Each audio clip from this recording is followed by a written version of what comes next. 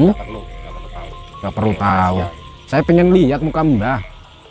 Jojo. Kok ojo-ojo piye to, Mbah? Hah? Kaget lu. Kaget Boleh apa? aku mau lapor ke polisi. Alang, jangan bawa-bawa polisi, Mbah. Udah urusannya sama saya, gitu. Kalau sampean bisa nyatet silahkan santet saya kasih uang 500 juta.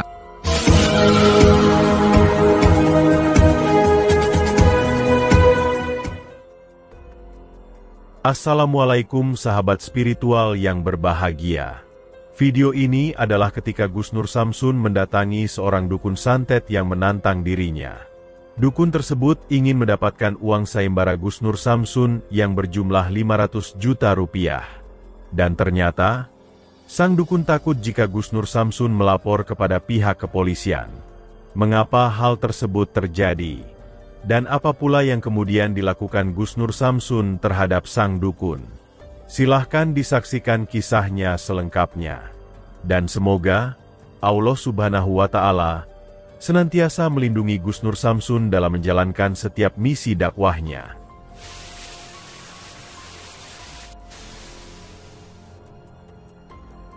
Saya kali ini pengen mendatangi dukun yang sudah janjian sama saya. Nggak tahu janjian mau pacaran mau apa, nggak ngerti ya sahabat-sahabat. Tahun baru gelut sama dukun, aduh. Jadi sahabat-sahabat, ini HP bunyi-bunyi nih, kita matikan aja lah. Kita sholawat terlebih dahulu ya sahabat-sahabat. Kita sholawat terlebih dahulu kepada junjungan Nabi Agung Muhammad Shallallahu Alaihi Wasallam. Lanjut kita doa liqom satun. Bismillahirrahmanirrahim. Allahumma sholli ala sayyidina Muhammad wa ala ali sayyidina Muhammad. Lihum satun udfi biha harul wabail hatimah al-mustafa wal murtada wa banahuma wa Fatimah. Lihum satun udfi biha harul wabail hatimah al-mustafa wal murtada wa banahuma wa Fatimah.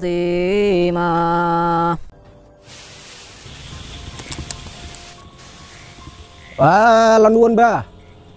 Tak enteni Mbah, aku bingung mau nyasar-nyasar Mbah. Sepurane telat Mbah kula janjiane Mbah. Wani ya. Oh, wani no Mbah. Lembahe kok piyambakan Mbah?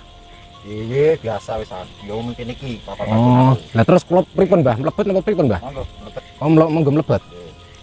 Nggih. Ngeten Mbah. Aduh. Lembahe niku ngajak ketemuan kali kula niku wonten napa Mbah? Ada apa Mbah ngajak ketemuan? Oh, dene jere arep nantang dukun-dukun ya. Nantang dukun? Siapa yang nantang dukun? Saya nggak pernah nantang dukun Mbah.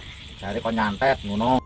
Sahabat yang berbahagia, seperti yang telah kita tahu bersama, bahwa Gus Nur Samsun adalah seorang tokoh spiritual pemberantas kemusyrikan yang juga pendiri sekaligus pengasuh Padepokan Cakra Lodaya Nusantara, yang misi dakwahnya adalah ingin membantu warga masyarakat yang menderita sakit yang diakibatkan oleh serangan ilmu teluh dan santet.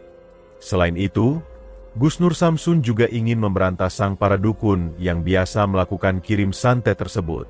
Itu dikarenakan, para dukun tersebutlah yang memang senantiasa menjadi monster membahayakan di tengah kehidupan banyak warga di masyarakat. Dengan kemampuan ilmu gaib sesat yang didapatnya dari memuja iblis dan sebangsanya, sang para dukun itu berdalih membantu masyarakat yang meminta bantuan kepadanya. Padahal, mereka membantu adalah hanya untuk kepentingan nafsunya, juga untuk menjerumuskan manusia agar ikut kepada kesesatan yang dilakukannya. Telah sangat banyak para dukun santet yang telah didatangi Gus Nur Samsun. Dan tidak sedikit pula sang para dukun itu yang kemudian berhasil ditobatkannya. Namun bagi para dukun yang tak bersedia bertobat, Gus Nur Samsun biasanya menghajar mereka hingga setruk dan sekarat. Bahkan, ada pula dari mereka yang bahkan sampai meninggal dunia. dan untuk melancarkan misinya menghancurkan para dukun tersebut. Banyak strategi yang dilakukan oleh Gus Nur Samsun. Selain Gus Nur Samsun mendatangi sang dukun di rumahnya, ataupun juga tempat ritualnya, Gus Nur Samsun juga berusaha memancing mereka agar muncul menampakkan dirinya. Gus Nur Samsun membuat sebuah sayembara, yaitu jika ada dukun santet yang bisa menyantet dirinya di hadapannya, maka Gus Nur Samsun akan memberikan imbalan uang sejumlah 500 juta rupiah.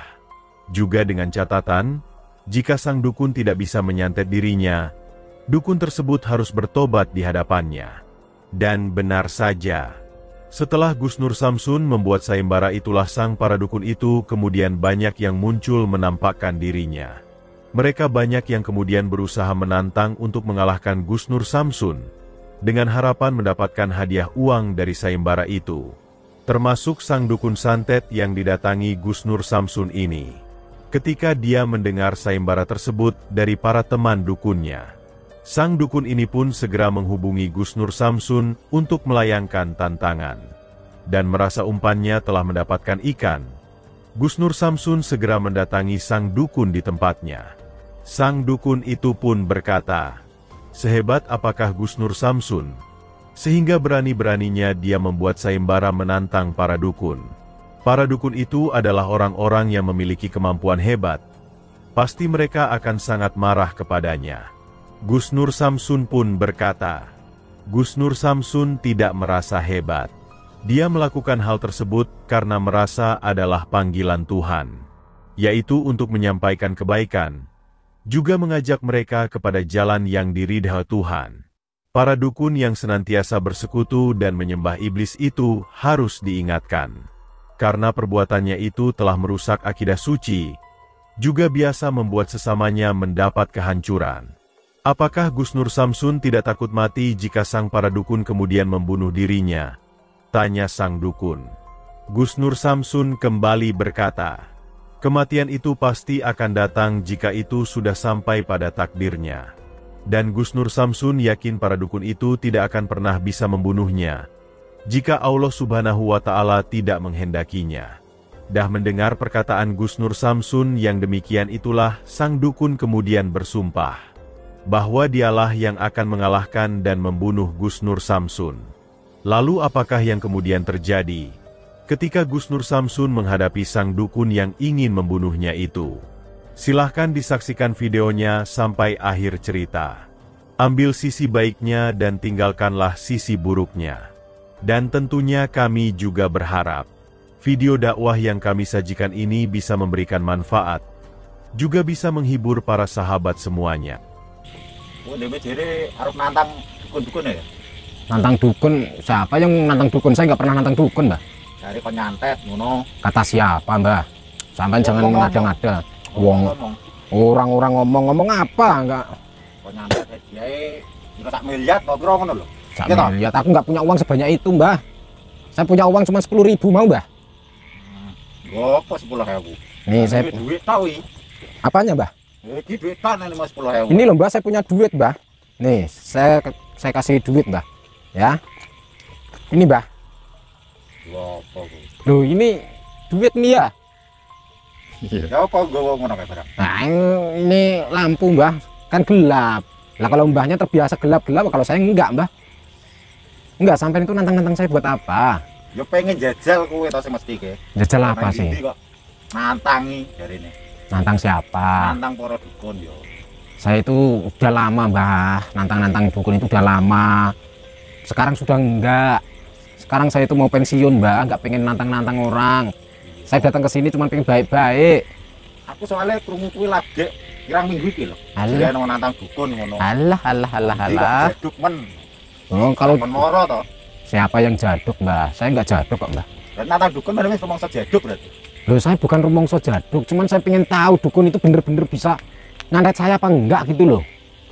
Soalnya itu banyak dukun yang enggak bisa nyantet saya. Lah sampai bisa nyantet saya. Yo. Hah? Lo ae to. Nah, kalau sampai jajal to awakmu berarti. lah saya berani mencoba, Mbah, kalau syaratnya sampai bisa menyantet saya dengan berhadiah 500 juta, Mbah. Itu.